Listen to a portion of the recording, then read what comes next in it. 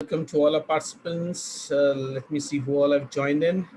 I see Chetan, Dhara, Dhwani, Dr. VLN, Neha, Parvati, Priyanka, Ruby, Sandra, Sarthak, Srushti, Vanita, Tushar, Vishal, Zarna, Sonam, Surbi, Yash, Lily. Thank you so much for joining us today.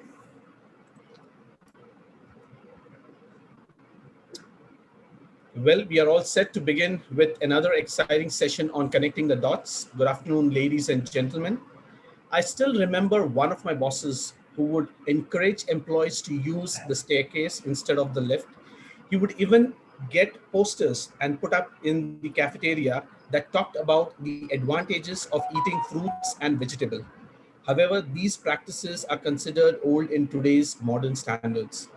Organizations have started to customize attractive employee wellness programs along with innovative incentives to enhance the wellness engagement among the staff. How far will employee how far will employers get into the business of keeping their employees healthy? What should employers do to enhance the understanding of engagement? Join us and be part of this very interesting session where our panelists will be sharing their insights and experience on human wellness, taking employee engagement to the next level. HRAI welcomes you all to the session on connecting the dots, wellness, improving the understanding of engagement. To know more about HRAI and its event, I would request all our participants to visit the link and details posted in the chat window. It would be great to have all the participants' feedback. We'll be running a poll before the Q&A session. Request all the participants to kindly give your feedback on the session. I would now introduce our panel moderator for our today's session, Mr. Vinay Trivedi, Head HR Tone Tag. He comes with over 14 years of experience in the field of talent management, talent engagement, talent acquisition across IT, ITES, banking, insurance, and fintech center. Experienced in managing entire government of HR, creating smart acquisition strategy, creating people management journey, managing performance, drawing up the learning journey, managing HR compliance, payroll, statutory requirements, and creating great place to work. You can also follow him on LinkedIn. The link for the same has been shared in the chat window.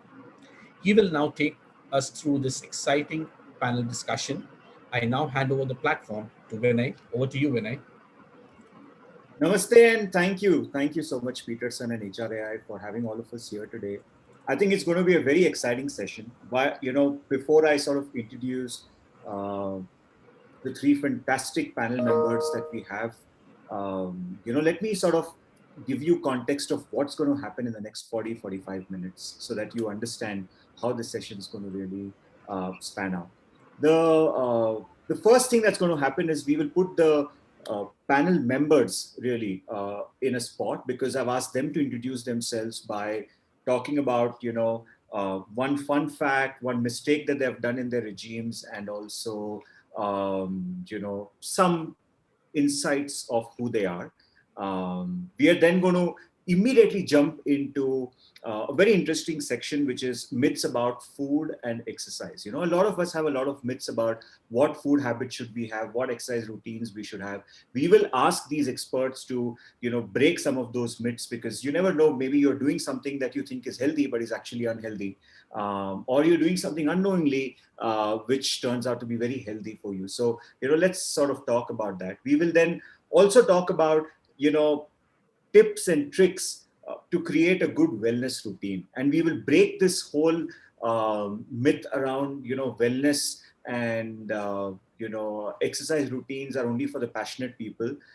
We will break down those myths. We will try and give all of you a lot of very simple routine, tricks that will help each one of you. And also the employees that you support in helping them start a good routine. We will also talk of how do you, build from there into a powerful routine and then take questions from all of you. So as many questions as you ask, we would be simply excited to, put these three fantastic guys in the spot and ask them and get our answers. So let's use this great opportunity to have some fun and also learn in the bargain. Let me sort of, quickly talk about the three panel members that are going to really engage with all of us. We have, with us to begin with, I'm just sort of scrolling my um, phone, as you can see. So we have Viren. Viren, he is, he comes with about 18 years of experience.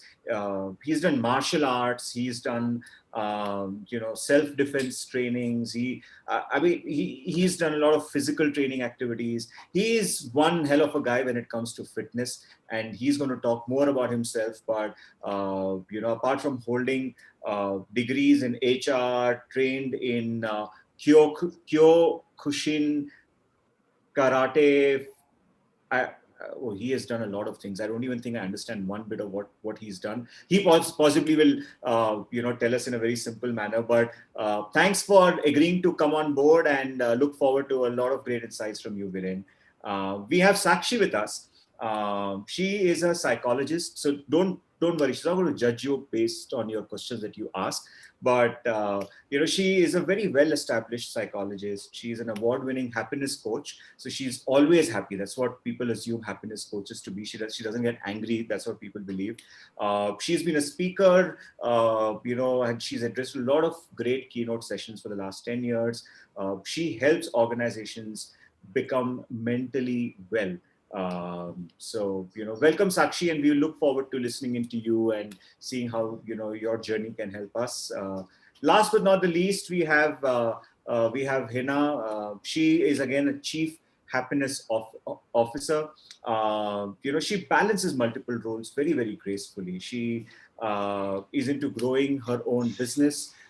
She is a mother of two energetic daughters. She's a wife to a senior banker. That's like, bankers are supposed to be very serious people, and having energetic daughters, I think it'll be interesting to see how she maintains that balance. And a lot of us will have such situations in the house. So we'll dig a little deep and understand from her. She is a life coach. She also is Heal Your Life teacher. We will listen into more from her as we go through in the session. So let's quickly begin our introductions, where we understand that what's that one fun fact, what's that one mistake that they've done, and get to know the speakers better.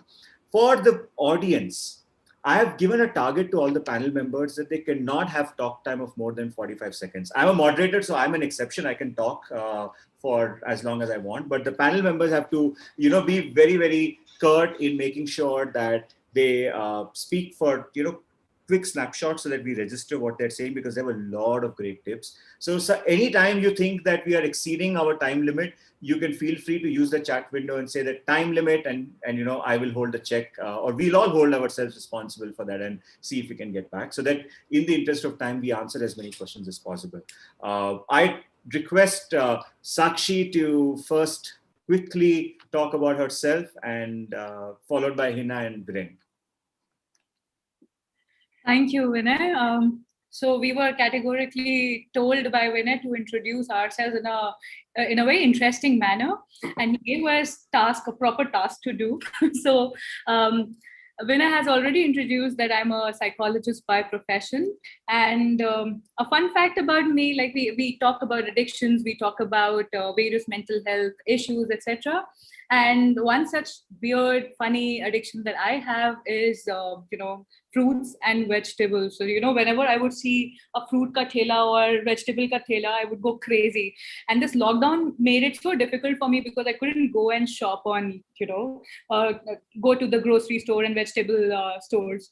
So of late, I figured out 2 websites and 2 applications. And whenever I get free, that is the time I just keep on scrolling those apps and keep on looking at those vegetables and compulsively buy fresh fruits and vegetables.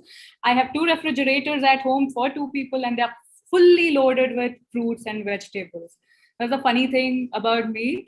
What do I tell you about my wellness regime? It's completely an interesting journey. I've done so many things, and I thought that, this particular workout works for me the best if I'll do those, strength training workout and cardio. Figured out doesn't work for me. Thought I have wheat allergy. I stopped eating wheat. Figured out that I have no wheat allergy, but dairy allergy. So these two basic wellness mistakes that I did in my life. So yeah, something that you do not know about me. These are the two things. And yes, people think I'm an extrovert, highly extrovert, but I am completely an introvert when it comes to my personal life. So yeah, that's a little bit on me. Wow. I think it's a very interesting point you make on shopping for fruits and vegetables. Just because malls are not open, is it that you want to go out shopping for fruits and vegetables? We'll talk about it, but welcome on board, Sakshi. Look forward to Thank you. a great, interesting session. Hina, over to you. Thank you so much, Sakshi. That was a wonderful introduction and a great cold winner. You're really having fun talking about all our panel members. So, and I like your look. First of all, before I proceed, I love your look of conference. You know, I think this is the time when things are changing. On a virtual platform, you can come like this. It's great. So about me, I think Vinay has shared some fun facts already. I think this is a good time and place for me to also share that I'm the country lead for Interpersonal Wellness Services Canada, which I've just taken over, and I'm happy to promote wellness in India through this global collaboration. And another fun fact about me is I have lived in more than 10 cities across the globe. And I have various friends, Japanese, Koreans, and other nationalities. And I can speak 4 languages, which is English, Hindi, Punjabi, and Japanese. I think there is more fun fact which you will discover as we go along this conversation. Over to you, Viren. Thank you so much, Hannah. So I have been a fitness trainer for now 7 years or so. And I sort of realized very early on in the journey that just your average brand of fitness doesn't really work for people. You tend to have a lot of people who come to you who really struggle with their wellness, just the basic stuff, being able to get out of bed in the morning, being able to bend down and tie your shoelace without pain, or things like that. So that's when I decided to deviate into things like rehabilitation and mobility training. So that's where I'm really focused nowadays. Fun fact, a lot of people don't know this about me, but I read a lot. If I am left to my own devices, I can plow through multiple books in 1 week, and I would just keep going. And my favorite genre is sci-fi and fantasy, not real world stuff. I think a common error I kept making when I first started working and first started really paying attention to what I was doing exercise-wise was I would try to do too much at one go. And it almost always ended in disaster, that either I would leave the gym half dead or I left the gym with an incomplete workout and feeling very dissatisfied with myself. So that's quite a big change that I made, but that was a mistake I used to make. I think that's it for me. Vinay, back over to you. That's, I think the mistake that you've just pointed out, Viren, I think a lot of us go through this.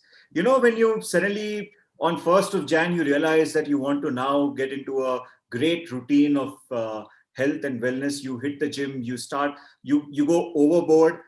You do that for 15, 20 days, and then that's it. Then you wait for December 31st to make another resolution, right? So when you overdo things, sometimes it sort of really hits you. Thanks for sharing that. And, welcome Hina, welcome Viren to this. I think it's going to be a great conversation.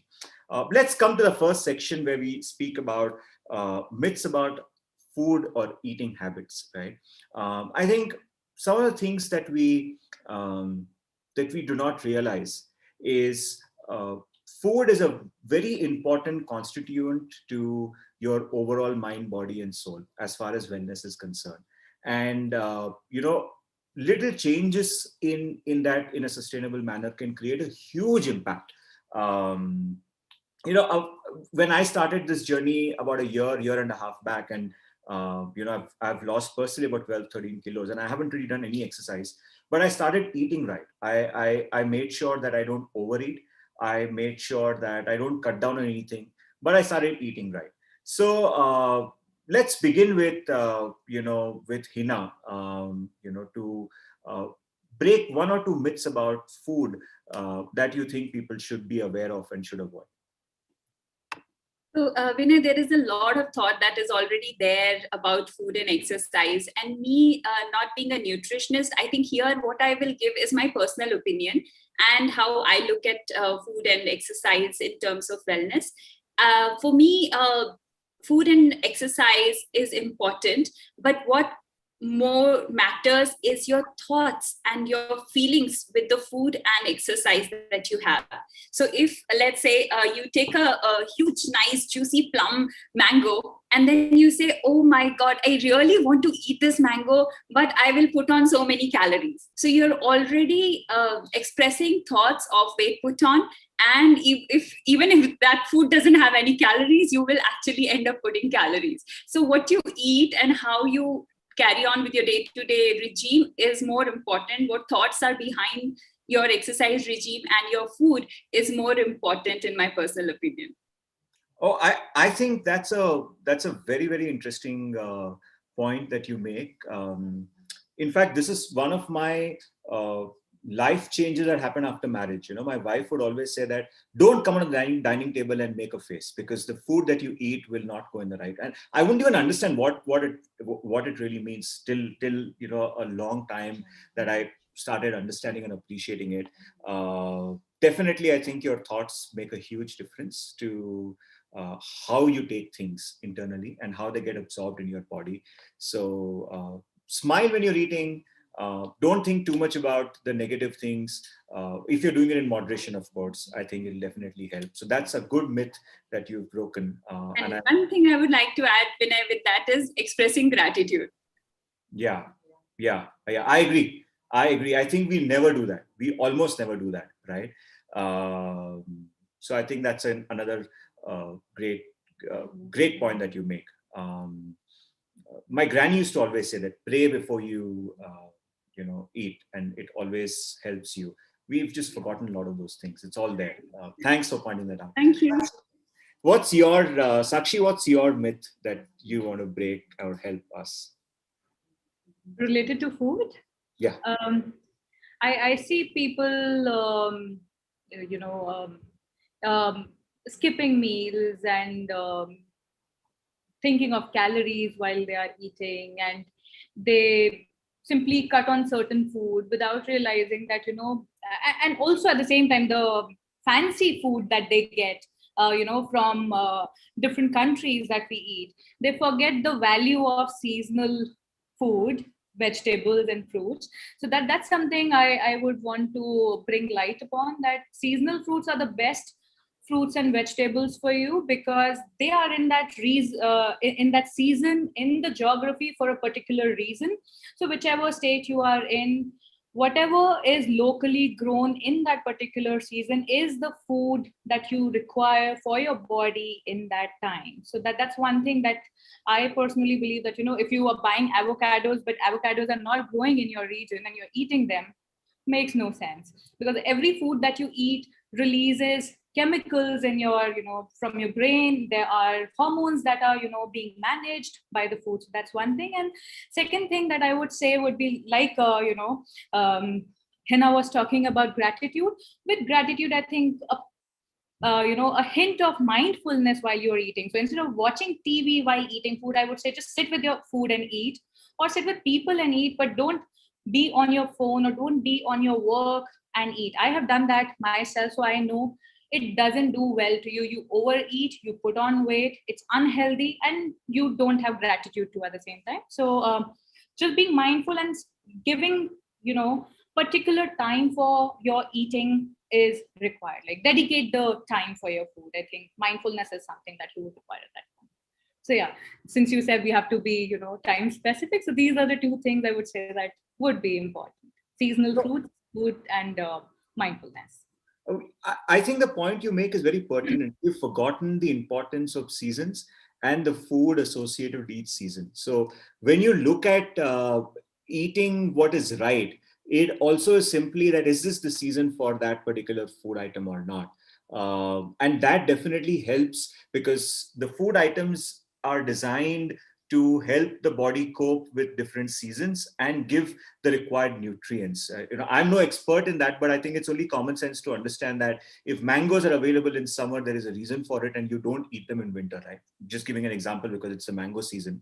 And for all the participants, right? please make notes of these 1, 2, 3, 4 interesting points and send out email alerts to your employees, for all those who are from the HR fraternity, just to see how it helps people, and they take that down and see how they can implement it, right?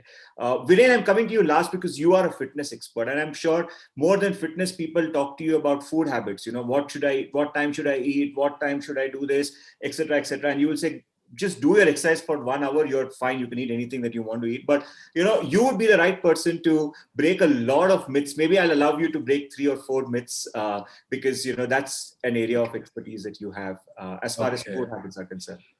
All right. So remember that nutrition is an extremely contentious field. There are a lot of fallacies out there, and at present, the way nutrition as a scientific field stands, it is extremely influenced by interests, vested interests. So a lot of the information that you might see out there is not necessarily good for you. So I think one of the first things that I have to point out is there's a difference between eating a food which is calorie dense and nutrient dense.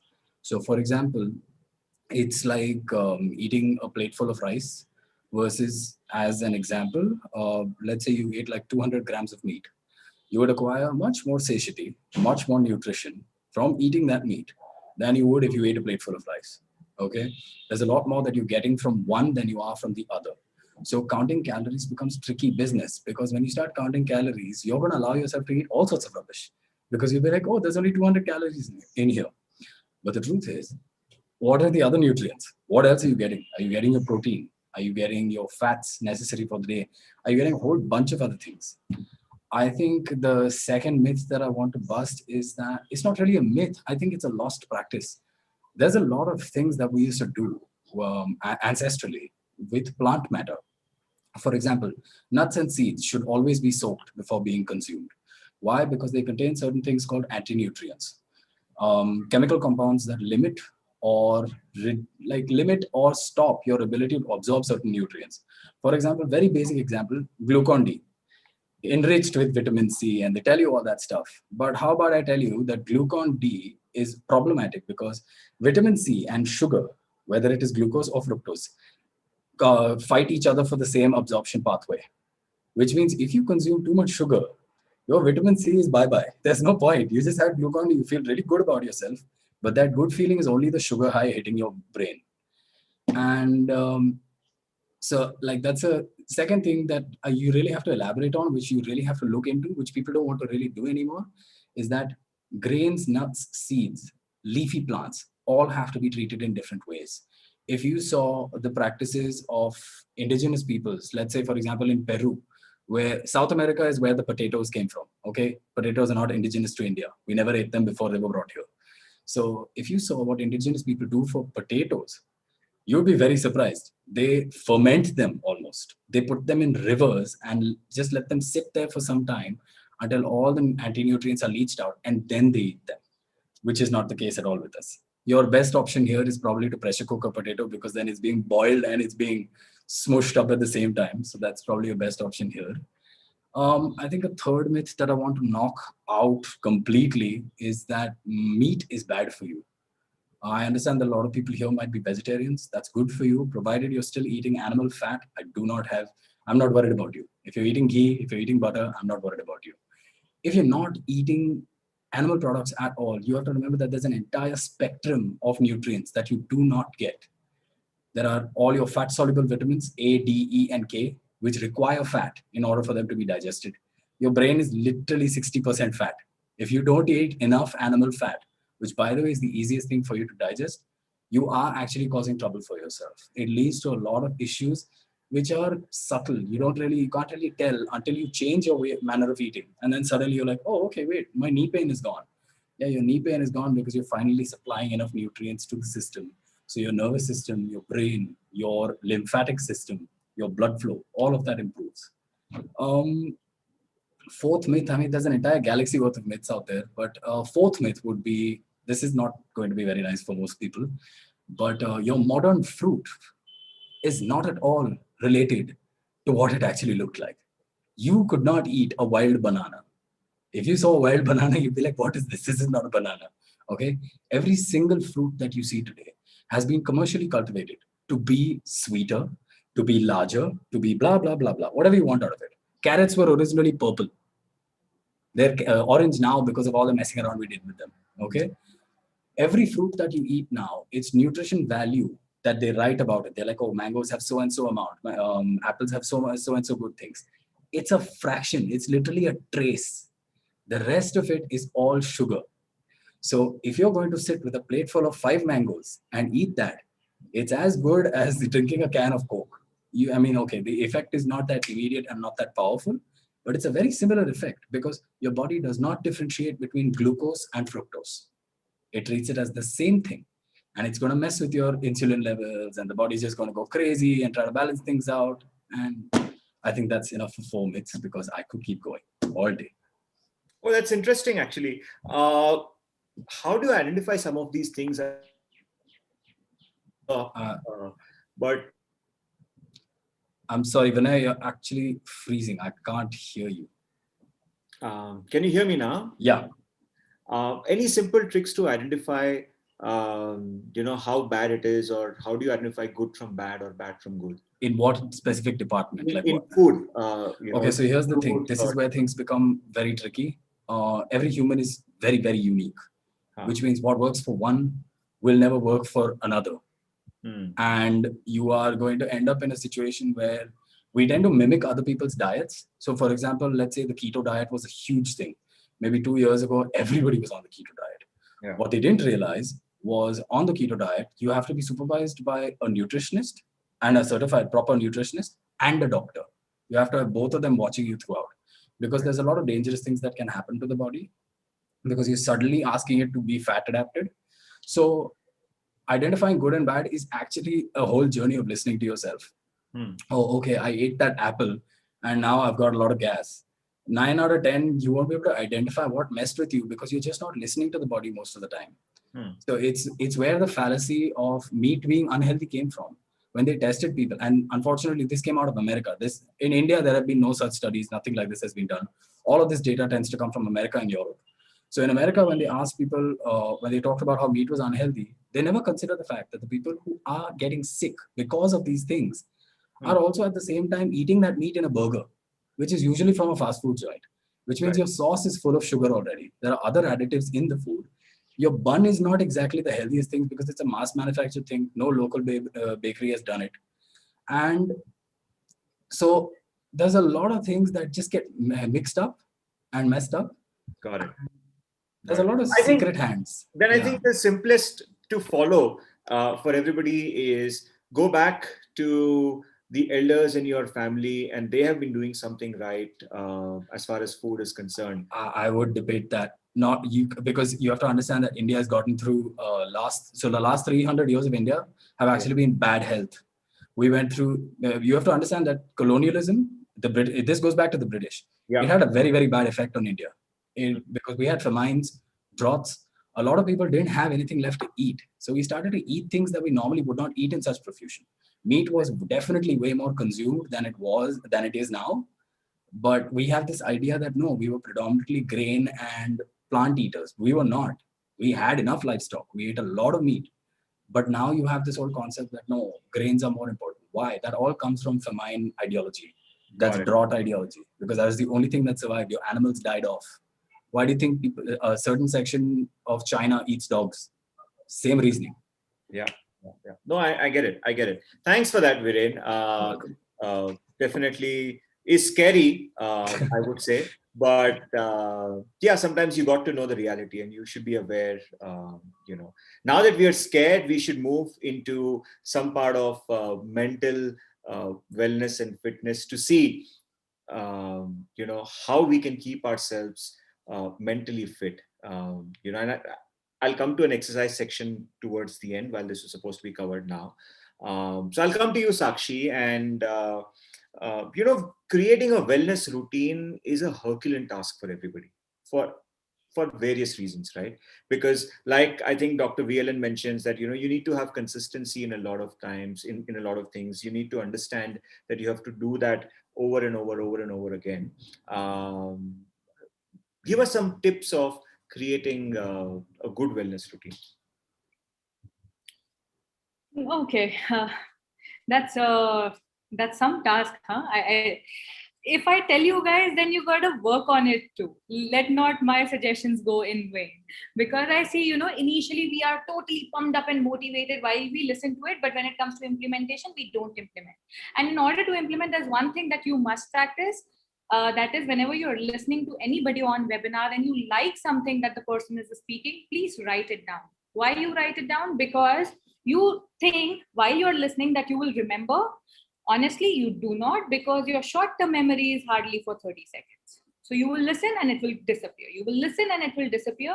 Only the starting few lines and last 2 lines or 3 lines you are able to recall. In between, all the information is gone. It's called primacy effect and recency effect. So that's one thing that you must apply while you are doing. Very good. You're already doing this, Vinay, and Hina is also doing it. I hope the other participants are doing it too. Now, the first thing that you need in order to create wellness plan is to have a calendar for yourself. That's something that you would require. And I know that all of us have professional calendars intact. We are very good with it. We have our Google calendars.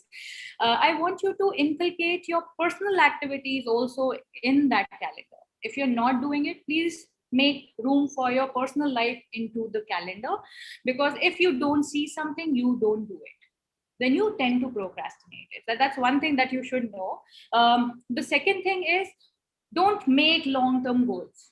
So when we people, usually what we do is we make 1 week plan, 2 weeks plan, 3 weeks plan. Please don't do that. Plan for every day a night prior. So before you sleep, you should plan for your day tomorrow, from what will you eat to what will you work out to what your meetings are, in a very objective manner. So for example, if you are supposed to work out at 8 a.m., so 8 to 9 if you're going to work out, or 8 to 8:30 you're going to work out, write down what workout will you do.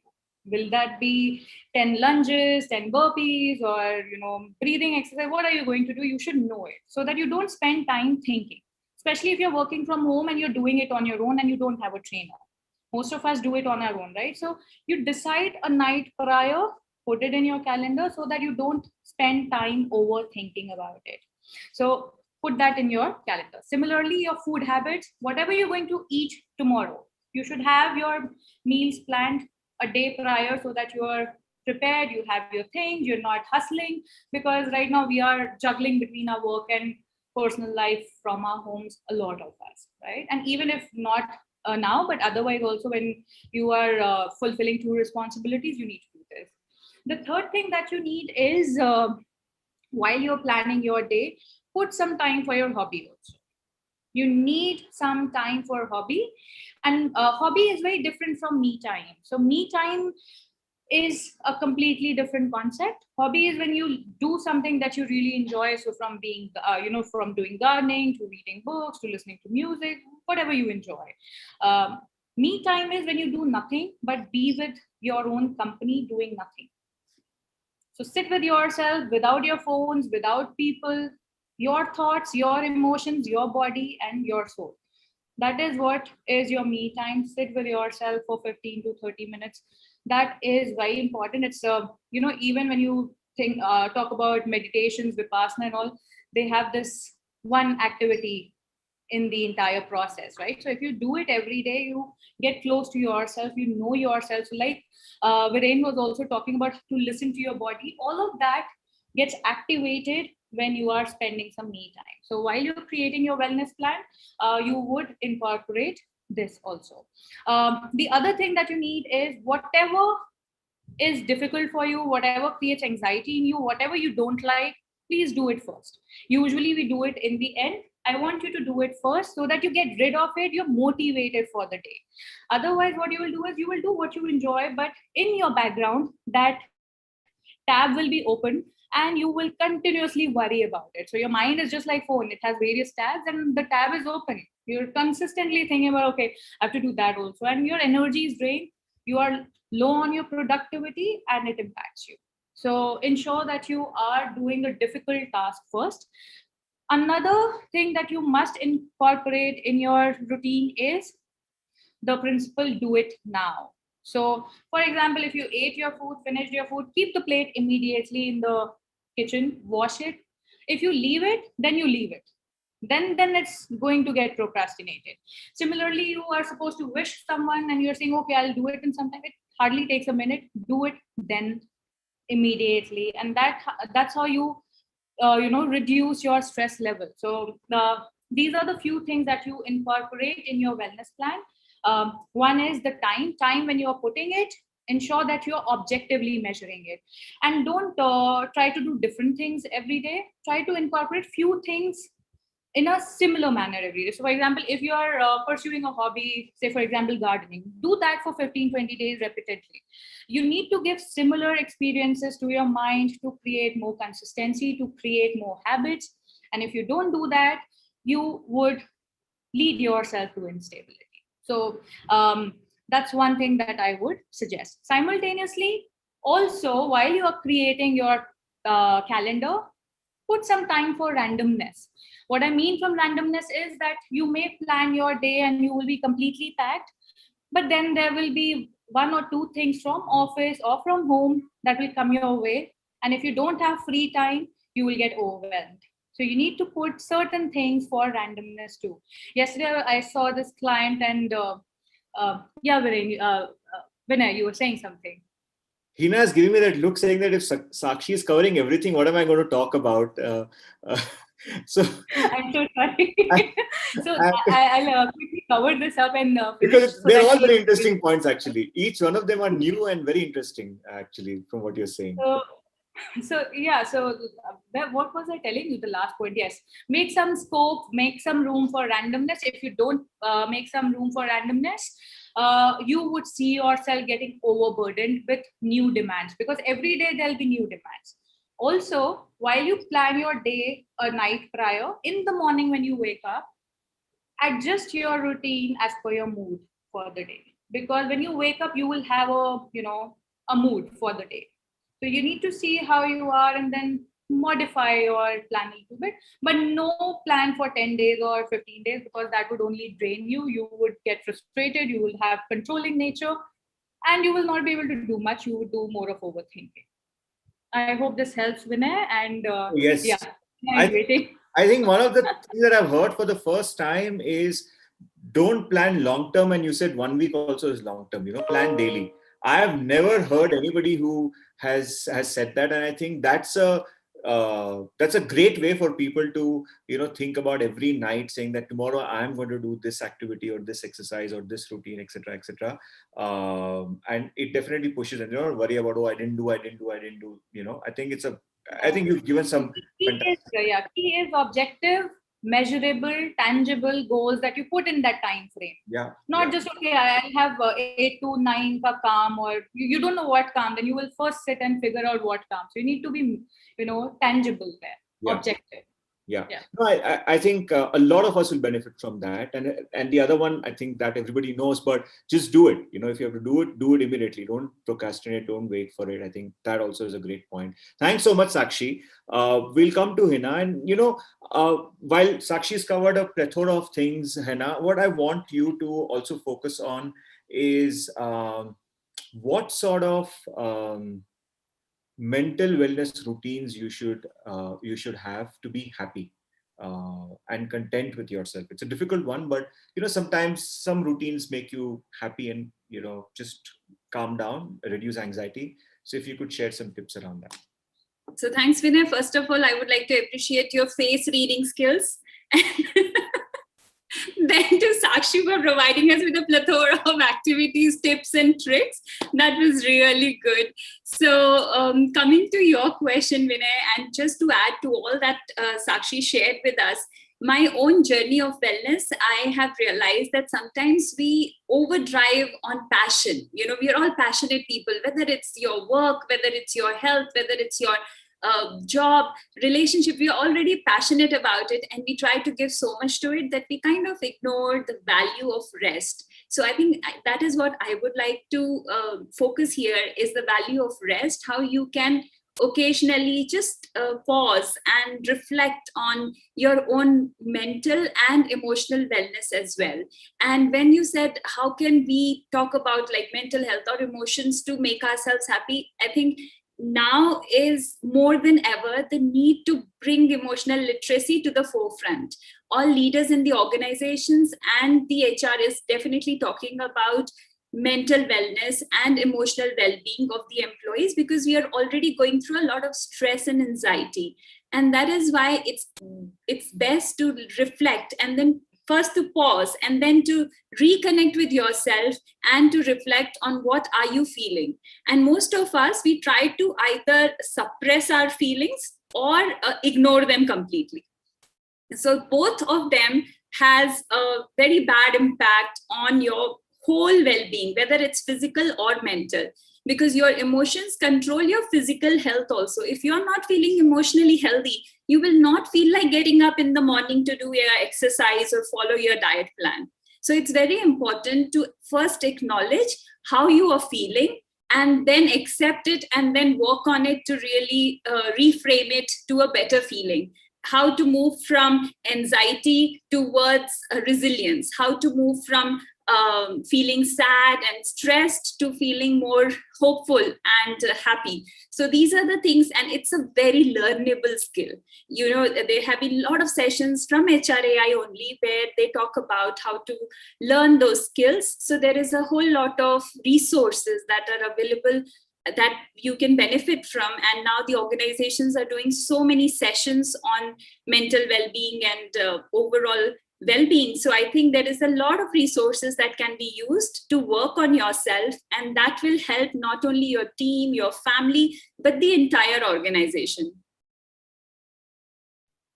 I think emotional well-being is a very critical point for all of us. We don't know how to deal with anxiety, and we're all locked up in most scenario, and we don't know how to be let it out. I mean, you're just two people just seeing two faces every day, three faces every day, and you just don't want to even talk to people, right? Any happiness tip that you want to share, like a practical tip that people should do for while instant is a wrong word, but for all these wellness people don't like instant words at all. They think we are all from the Instagram instant gratification generation.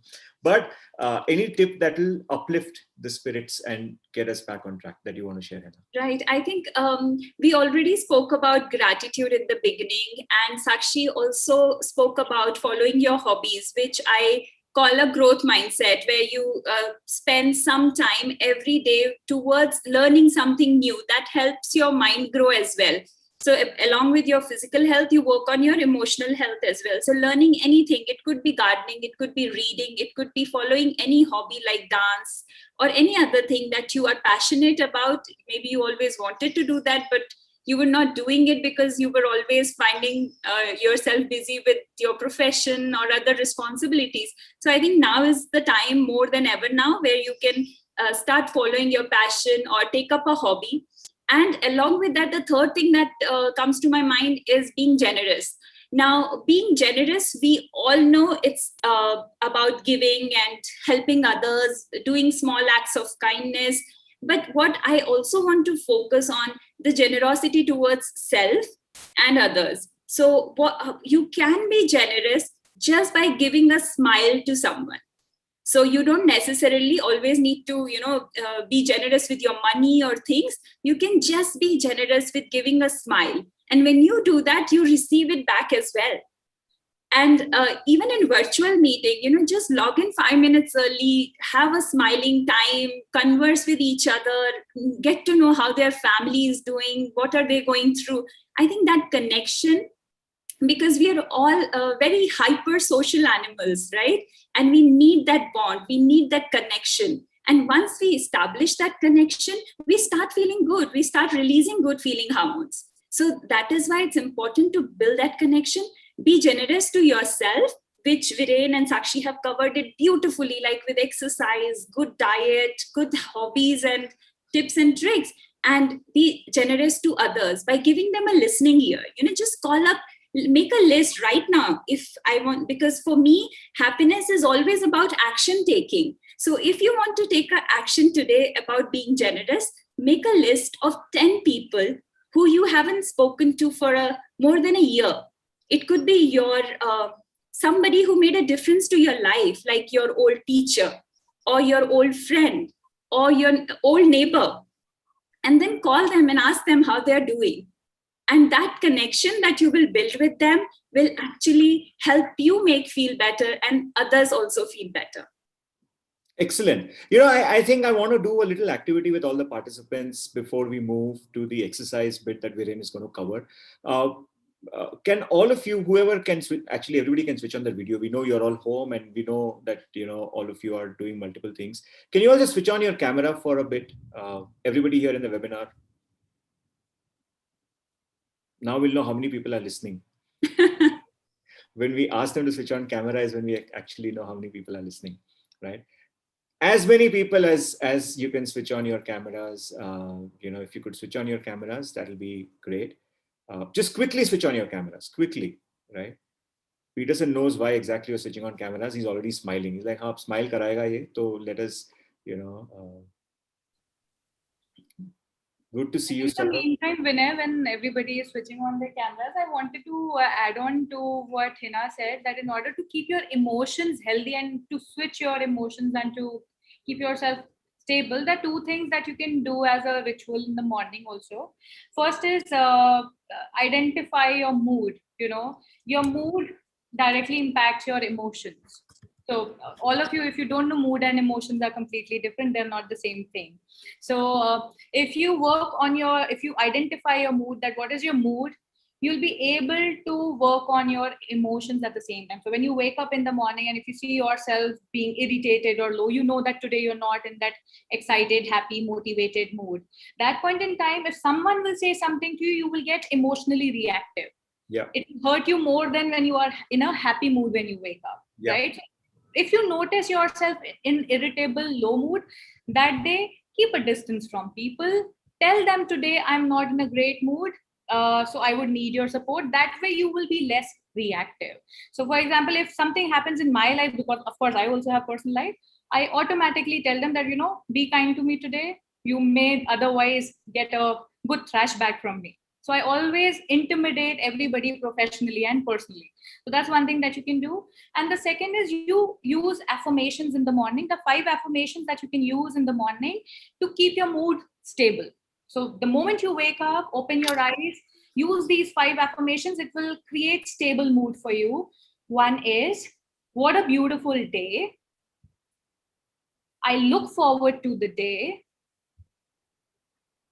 I am energetic today. I am well organized. I am prepared today, both physically and emotionally. I'm prepared today. I'm prepared for the day, both physically and emotionally. So these 5 affirmations, if you wake up, the moment you open your eyes and you say these to yourself, you would see that you will stabilize and create neutral mood. So how do you practice affirmations? While you're speaking these, just use 2 things along with it. One is feeling and the visual. So if you have, sad face and sad visual and you're saying these positive words, that won't work. You need to have positive visual also and positive feeling also associated. So when you say I'm energetic, so imagine yourself feeling energetic and happy and charged up, which of course Vinay will do now. So that's how you use the power of visuals and feelings along with the words to create a complete holistic package of affirmation, which would create your stable mood for the day. So that's what you do. And if you identify, go tell people that you're not in a good mood, you may be reactive today. So yeah, that's how you go. Excellent. All I want all of us to do is have a broad smile and just clap for ourselves for all that we are going through. Nothing more than that. Have a broad smile. It can, even if your camera is not on, doesn't matter. You can look at people around you and smile at them. Like, you know, I'm just looking at my wife and smiling and she's giving me those looks that, you know, what's wrong with this guy? So just have fun. Don't worry too much about things, you know. And I unmuted myself so that you can hear the clap also. Yeah. I was clapping silently because, you know, it doesn't anyway. All right. Thank you. All of you can go off videos if you want to. Stay on videos, your choice. Look at the speed at which people's videos will get off now. And like in 2 seconds, it'll get off. We have 10 minutes. We are going to request Viren to give us some tips on creating some very practical exercise routines. You know, we can't do very high intensity exercises in the house because we're just not in the mood sometimes, maybe. I'm a very lazy person. I'm sure there are a lot of people who can relate to what I'm saying. Give us some very simple practical tips that while I'm working also I can do an exercise or an activity which could help me just sort of, stay fit. It'll really help if you could give us some tips. While the tips are coming in from Viren, you can continue to write your questions in the chat box, and you can direct it to anybody you want to, direct it to, and I'll be happy to have them answer. Peterson, this is your third coffee, I think. शुरू हुआ तब से coffee P रहा है तू. Hello. So this is warm water. अच्छा. मुझे लगा वीडियो ऑन करते ही फिर कॉफी पी रहा है sir. Okay, Viren, back to you. Sorry, I'm just having some fun. No, that's okay. दिखावे पे नहीं जाते विनय. कब देख के उसका कंटेंट नहीं जज करते. He's saying it's hot water. HRAI, this group is like family now. We've done so many sessions together that everybody seems to enjoy. And this is the first time in a session, number went to 49, came back to 51. Normally it keeps going down towards the end. So that's what I love about HRAI forums. They're all our people, so we can have some fun. Yes, Viren. Okay, so I think with respect to exercise, I would never want someone to really do something at their desk unless they're absolutely desk bound, and I don't think there's anybody like that over here. I don't think there's anyone who can't walk away from that desk for a little bit of time, because you have to understand that just like you would treat work or your family or things like that with respect, you have to treat yourself with enough respect that you will give your body that respect, that you will step away, bring all your attention to it, and then sort of do what you feel like doing. Now, you have to remember that with when it comes to something like exercise, your options are myriad. You have so many options. You can just go for a walk, or you can lift weights, or you can buy apna traditional like a gada, meal, karla katte, whatever, multiple languages. You could buy that stuff, keep it at home, and learn how to swing it like an akhada wrestler. There's a lot of options that you have. The point is, give yourself the chance to explore all those options. You could like only swimming, for all you know. Like only swimming might be the one thing that actually makes you feel good, and that's the thing that works for you. So first, I would say the first step, find something you like to do. Don't force yourself through a routine that you do not enjoy, because it's going to be that much harder for you to stick with it. Okay? Find a way to go about it. Second thing, do not overcomplicate. Always try to simplify. Okay, if you have, so for example, let's say you have huge goals. Okay, someday you want to do a handstand, and you also want to be able to do 10 pull-ups, and you want to do this, that, and that. The thing is, cut it down. Sorry, it's like a helicopter. Anyway, cut it down to two things, two goals. What I tell my clients is, give me two goals. One is a quality goal, so a skill-based goal, and one is a quantity goal, so which is a numbers-based goal. So for example, somebody will come to me and be like, okay, you know what? I want to do push-ups. So that becomes their skill-based goal. And if somebody else comes to me and says, I know how to do push-ups, but I want to be able to do more, that's your quantity-based goal. So you have two goals, work with that, make your life easy, don't complicate it, select a few things to do every day. I think the biggest liberation I experienced from my own routines was when I allowed myself to do fewer things. When I stopped trying to think that I have to do 10 things in one routine in order to be, in order to accomplish something. Didn't really get anywhere. As soon as I cut it down and I started to do 2 or 3 things in one routine, in one workout, suddenly gains. Suddenly everything is working and things are working out really well for me. So I think that tip 1 and 2 would be that. And tip 3, you have to learn to bring everything together. You cannot separate your mental, emotional, and physical states. You must respect the fact that sometimes because of your mental state, your physical state is not okay. You can't do something, okay? You must remember that exercise is still defined as stress. It's defined as positive stress, but it is still stress, okay?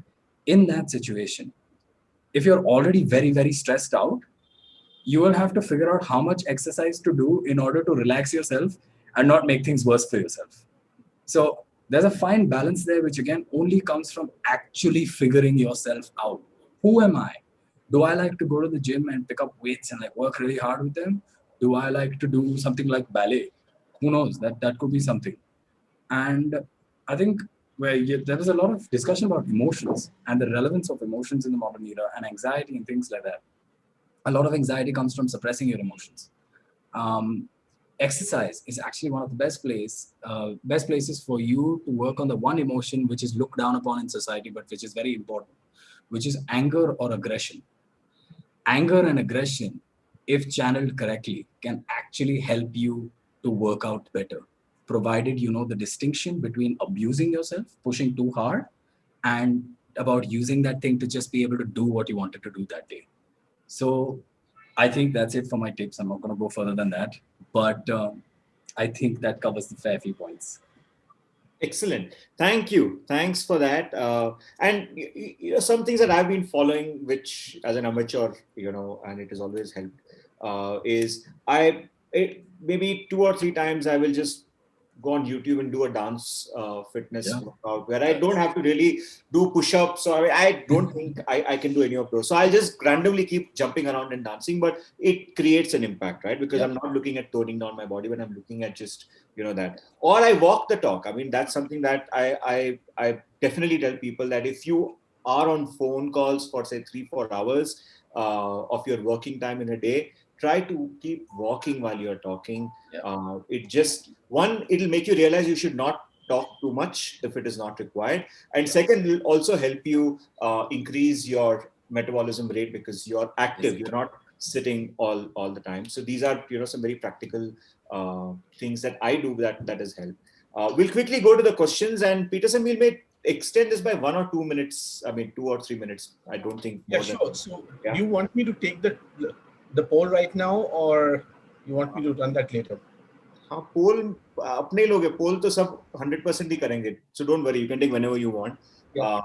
So I'll run it right now, and thereafter we can take the questions. Now, Karuna had asked this question, and possibly this is for either Henna or Sakshi can take on actually.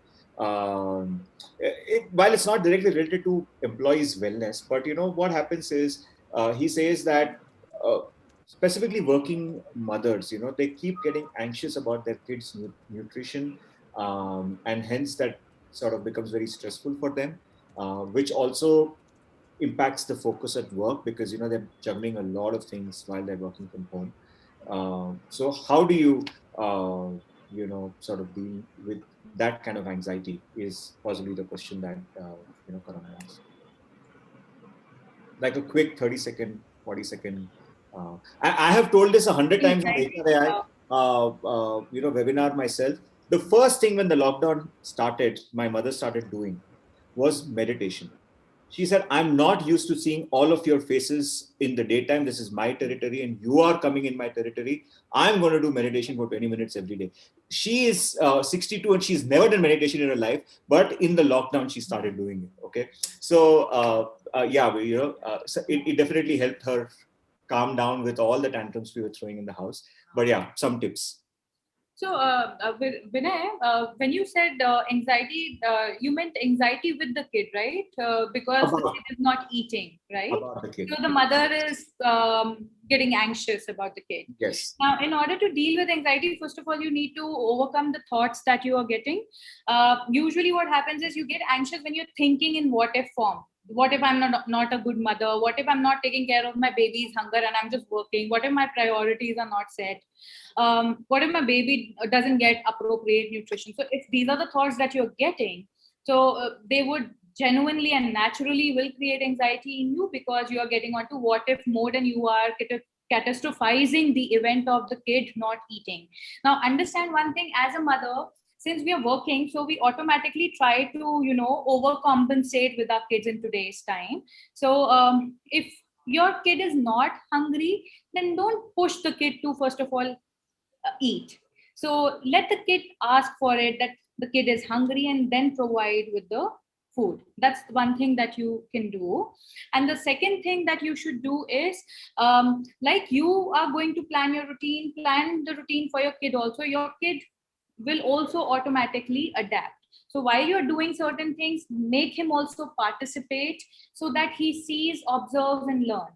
But if you run after the kid, of course, the kid will give you a tough time because you're only teaching him to nag you and to, run after him. So that is something that you stop. So two things. One is stop getting onto that catastrophizing mode, that if I'm a bad mother, etc. No, you're not. It's just that the kid has its own hunger time, and you need to give him that time to feel hungry and ask for the food. And the second thing, like I said, maintain that routine with the kid, because the kid observes you and learns a lot from you. So those are the two quick tips that I could give you in 30 seconds. Excellent. Thank you. 30 seconds. Wow. As a moderator, you get to pull everybody's leg and nobody's really going to mind. That's the best part of moderating sessions. Yeah. Viren, do you want to take Nihali's question quickly and attempt answering it? You're on mute. Sorry.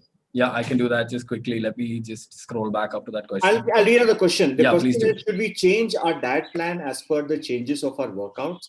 Like if one is taking 40% carb, 30%, wow, that's technical, 30% protein, 10-15% fat, and later one is going for high intensity workout than earlier, should carbs be replaced with more fiber or protein? Oh my God. Okay, so Why that's such a crazy... That is an ultra technical question. And Nihali, I'm going to absolutely throw a googly at you, because I'm going to answer with my routine and the way I eat. The only way I found which my body is healthy and happy and works well for me is I eat once a day. So I eat usually around 12 or 1. And I eat primarily meat. So I'm eating either beef or pork or chicken or fish, eggs, all that kind of stuff. My diet is primarily protein and fat. I do eat carbs. I do eat sourdough bread. I eat rice, things like that. But eventually, this is what worked for me. And the reason that I'm not a fan of diets is because as soon as you say the word diet, it means you're going to follow it only for a certain amount of time. And you're going to expect some miracles in that time. And as soon as that time is done, you will switch back to a habit which may not have been positive for you, but which you never took the time to figure out. And then as soon as you get out of the diet, you're gaining weight again, you're having trouble with your health again, and things like that. The only changes that are relevant changes are lifestyle changes. When you actively change your lifestyle in such a way that you create a change which will last forever. Can you make a change right now? So suppose you follow a diet right now. Can you apply that diet for the rest of your life? If you cannot answer that question with an emphatic yes, that diet is not for you. End of story. If you can make a change and follow it for the rest of your life, you've hit the jackpot. You're in the green zone. But if you're going to make changes which are unsustainable, and this also relates to workouts and exercise, if you think you can do high intensity interval training for 4 days a week, and you think you can do that for the rest of your life, your joints, your heart, and a whole bunch of other things are going to despise you. Okay, it's not worth it. All right. So I think that answers the question. Diets are contentious things. Figure out what works for you. Please don't go with percentages. Humans were never made from percentages. Percentages are very recent things. Calories are very recent things. You're actually just ruining your own happiness when you do all that. I know very few people who are actually happy while counting calories. The rest of them are in a constant state of anxiety when they eat, they pick something up and then they're like, oh, how many calories is in this? And then there's no joy left in life. It's really not worth it. Okay? So that's my answer. Awesome. It was actually a googly. Yes, it was a googly. Well, I think that's awesome, Viren. I think, I think we should take a chill pill. I mean, I think our bodies give enough indications to tell if we are overdoing anything, be it exertion, be it food, be it cultivating a habit. I think there is a natural alarm that tells us, and I think we should listen into that. A lot of things will be solved because the body gives indication. Superb. Thank you, Sakshi. Henna had to jump onto another call at 4, so she jumped on. We'll thank her separately. Thanks, Viren, for a great session, and thank you, lovely participants. Before Peterson takes on to say, we are very thankful for great session and so we have this poll that we'll be running. Would request all of you all to please share your feedback on this. We would love to capture that as we do in all our sessions. Do अच्छे से feedback do. Vinay, yes, I think you should also tell us some fun facts about yourself. I have been waiting to know the fun facts about you. Fun facts about me. Yeah, that's a good one, Sakshi. I'm a very good Garba dancer. Not a lot of people could think about that if they would have. I've sent you that LinkedIn post. If they would have seen me in 2019 or 18, the way I was. I've never done a diet in my life. Never. I don't believe that I can ever sustain it. I only do things that I believe I can do it for a long time. So, I take very, very small steps, but, that's what I do. I may come across as very passionate, but when it comes to these things, I never take any extreme steps. So, yeah, and I'm still figuring out my hobby. I really don't know what my hobby is. Itne busy ho gaye the that, when somebody says, follow your hobby, I'm like, what is my hobby? I don't even know if I have a hobby. So I'm still experimenting, saying, अच्छा मुझे gardening अच्छा लगता है, एक दिन वो करता हूँ, एक दिन मैं painting करता हूँ. I'm figuring out what my hobby is. I'm sure a lot of people are trying to figure out what their hobby is. But that's another interesting fun fact, that I don't have a hobby that I can really say that, oh, this is Wow. my hobby. Yeah, something to look forward to now. So, We yeah. can work on. Thanks for that question and Interesting. putting me on the spotlight. I am going to watch the video. Yeah, we were all on the spotlight, no, for so long. So I thought, let me take the opportunity Yeah, now. exactly. Absolutely. Someone has to do it. Thank you. I had a lovely time talking to all of you. Back to Peterson. Same here, same here. Great. Thank you, Vinay, for taking us through this beautiful session. Mind, body, and soul need its nutrition. And what a way to bring that out in this session. Big thank you to Hena, Sakshi, and Viren for sharing their learnings and insights with us. To all those who wish to learn and grow, you can access the recordings of our today's session on a YouTube link shared in the chat window. Before we conclude with our today's session, we would also want to thank the association members, Geisha, NASCOM COE, Cliptalk, Talgro, TLE, Wiki, LinkedIn Local, Ahmedabad, and India for supporting HRAI events. To know more about these associations, request you to kindly visit the link provided in the chat window. Do join us for our next event on connecting the dots on the topic Safety for All, Workplace and Beyond on the 10th of June 2021, 3 p.m. Indian Standard Time. I request you all to kindly register for this event at the link mentioned in the chat window. See you soon. Stay safe. Take care. Bye for now. Keep learning. Thank Bye, you. everyone. Take care of yourselves. Bye-bye. Bye.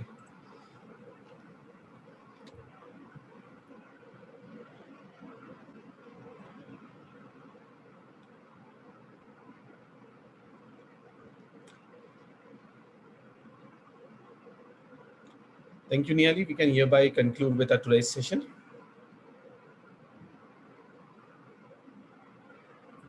Thanks, Peter.